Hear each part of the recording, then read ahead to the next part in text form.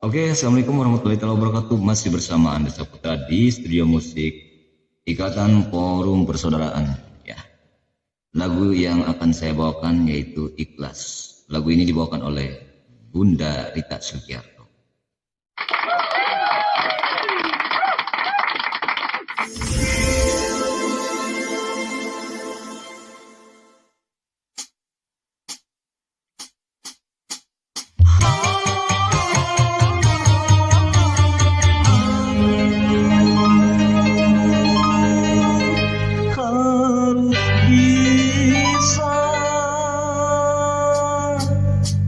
Mengingatkan cinta dan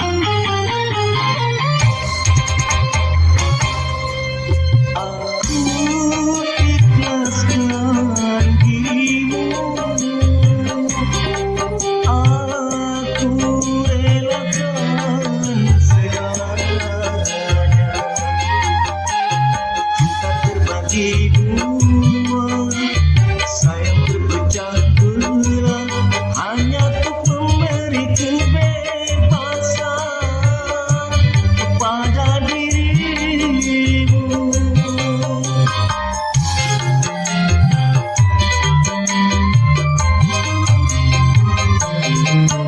Aku ikhlaskan dirimu,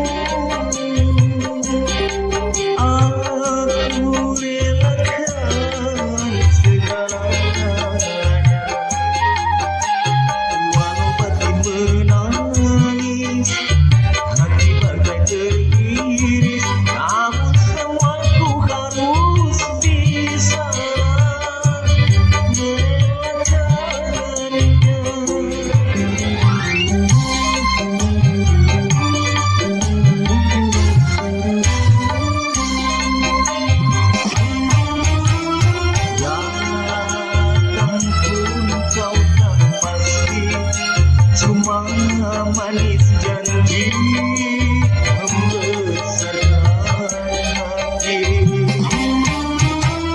Namun ku menyadari apa yang terjadi. Mungkin aku sudah tak tampan lagi, atau kau sudah tak gairah lagi. Cari pengganti, kau ingin bersuami lagi.